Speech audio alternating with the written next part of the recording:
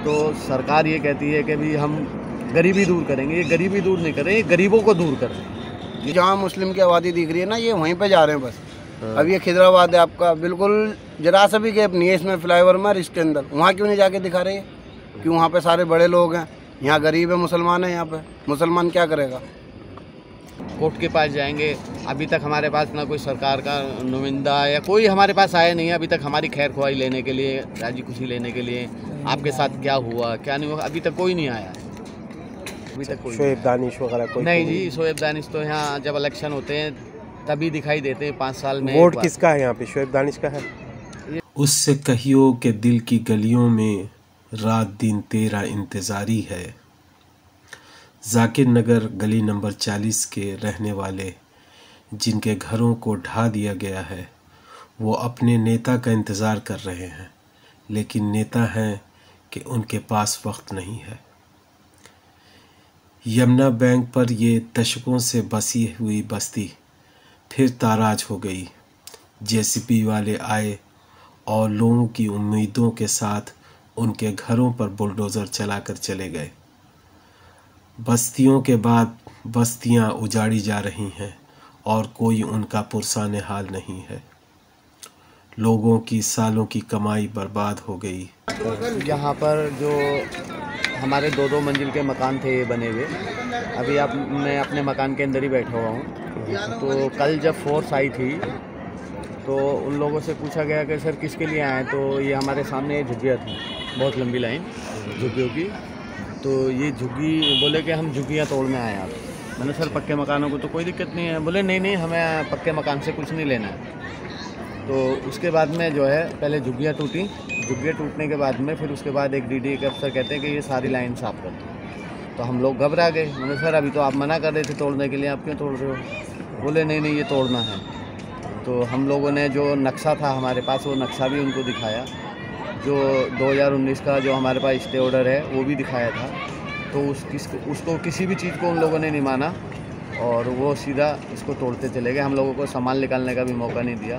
तो डीडीए कहती है कि आप हमारी ज़मीन के अंदर बैठे। तो हम एक बात पूछना चाहते हैं डीडीए से आपके माध्यम से, क्या डीडीए वालों को जब हमारे मकान बने हुए थे ये, या जब हम बना रहे थे तब डीडीए कहाँ था या प्रशासन कहाँ था उस टाइम? क्योंकि मकान कोई ऐसी चीज़ तो है नहीं कि आप छोटी सी उसमें आप बना के एक रात में खड़ा कर देंगे। 2 मंजिल का मकान है, उसको बनाने के लिए टाइम तो लगता ही है। तो हम लोगों ने 1-1 रुपया जोड़ के और कैसे कैसे करके हमने अपने पेट काट के, बच्चों की रोजी काट के हमने अपना ये घर बनाया था। ज़मीन खरीदी थी मैंने, 2001 में ज़मीन खरीदी थी, एक प्लॉट था। तो उसके बाद में मैंने बनाया था। तो मैं एक कैब ड्राइवर हूँ, आप समझ सकते हैं कि मेरी जो कितनी सैलरी होगी। मैं अपना एक 7-8 है मेरे परिवार में, मैं उनका पालन पोषण उस कैब से ही करता हूँ और उस कैब से ही मैंने करके जो भी है किया था। तो सरकार ये कहती है कि भी हम गरीबी दूर करेंगे। ये गरीबी दूर नहीं कर रहे, ये गरीबों को दूर कर रहे हैं। ये गरीबी दूर नहीं हो रही है, ये गरीबों को दूर कर देंगे यहाँ से, तो गरीबी तो अपने आप ख़त्म हो जाएगी इनकी। तो इन लोगों ने कुछ भी हमारा नहीं सुना। मेरे छोटे छोटे बच्चे हैं, 4 दिन का मेरा पोता है। मैंने पुलिस से, प्रशासन से बहुत कहा कि सर मेरे घर में 4 दिन का बच्चा है, 4 दिन पहले पैदा हुआ है, तो आप मुझे 1 दिन की मोहलत दीजिए। तो उन लोगों ने उसकी भी नहीं सुनी, मतलब हमें सामान निकालने का मौका नहीं दिया। मैंने पुलिस वालों से बोला भी कि जी आप मुझे ये सामान निकालने दो, तो मुझे पकड़ के बाहर को खींचने लगे। बोले ज़्यादा नेता बनना है तू इधर आ। तो पुलिस की भी ज़बरदस्ती थी, डीडीए की भी ज़बरदस्ती थी। ये ज़बरदस्ती तोड़ा गया क्योंकि डीडीए के पास हम लोगों को कोई नोटिस ही नहीं दिया उन लोगों ने बिल्कुल भी कि ऐसा हो। देखिए झुग्गी वालों के पास आए थे, झुग्गी वालों को रात को बोल के गई जी आप खाली कर देना। उन्होंने अपना सामान निकाल लिया, अपना इंतज़ाम कर लिया। हम लोग कहाँ जाएं? हमें ना नोटिस है ना कोई कहने के लिए आया। जब यहाँ कार्रवाई हो रही थी उसके बाद भी उन लोगों ने हमसे नहीं बोला था। हमें आश्वासन दिया था इस चीज़ का कि हम आपके मकान नहीं छेड़ेंगे, तो क्यों तोड़ेंगे हमारे मकान? हमारा क्या कसूर? मेरे पास जो है मीटर भी लगा हुआ है, बत्ती के बिल भी है, गैस की पर्ची भी है और जो मेरी आइडिया हैं हमारी सब यहाँ की हैं, राशन भी है हमारा। तो सरकारी जब इतने डॉक्यूमेंट्स हमारे पास हैं तो उस वक्त पे प्रशासन कहाँ है? बोर्ड हमारे इस घर के एड्रेस पे आती है। वो लोग कह रहे थे हम जाकिर नगर गली नंबर 40 को H ब्लॉक में हम कुछ नहीं करेंगे। जिस मकान में मैं बैठा हूँ मेरे मकान का नंबर H63 है, गली नंबर 40 है। तो इसको क्यों तोड़ा? क्या गलती थी हमारी? शमीम भाई, आगे क्या सोचा है आप लोगों ने, क्या करेंगे? अभी तक तो हम अपना ये सामान समेट रहे हैं। हमारे घर का सामान तक का जो घर में मटेरियल होता है उस तक को उठाने की कोशिश करी गई। जब हम लोगों ने उसका विरोध किया तब वो लोग छोड़ के गए।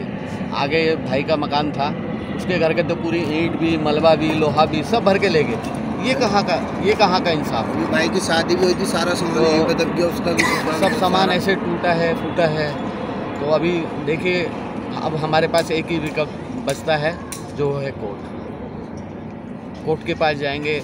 अभी तक हमारे पास ना कोई सरकार का नुमाइंदा या कोई हमारे पास आया नहीं है अभी तक हमारी खैर ख्वाही लेने के लिए, राजी खुशी लेने के लिए, आपके साथ क्या हुआ क्या नहीं हुआ, अभी तक कोई नहीं आया जी। अगर ये ऐसा ही रहा, हम लोगों के अंदर एकता नहीं हुई, हम लोगों ने विरोध नहीं किया, तो जैसे हमारे साथ हुआ है आगे किसी और के भी साथ हो सकता है। तो हम तो यही दुआ करते हैं कि ऊपर वाला किसी के साथ ना करे। कोई पॉलिटिकल लीडर, कोई अपने अमानत भाई वगैरह कोई? नहीं, कोई नहीं आया अभी तक हमारे पास। अभी तक कोई शोएब दानिश वगैरह कोई? नहीं जी, शोएब दानिश तो यहाँ जब इलेक्शन होते हैं तभी दिखाई देते हैं, 5 साल में। वोट किसका है यहाँ पे? शोएब दानिश का है? ये शोएब दानिश को भी जाता है और आम आदमी पार्टी को भी जाता है, जिसका जिसमें मन है। देखिए, वो तो अपना मत है, कौन किसको करता है वो एक चीज़ अलग है। लेकिन शोएब दानिश तो मतलब दिखते ही नहीं है यहाँ। 5 साल में एक ही बार दिखाई देते हैं वो, बस जब इलेक्शन का टाइम होता है।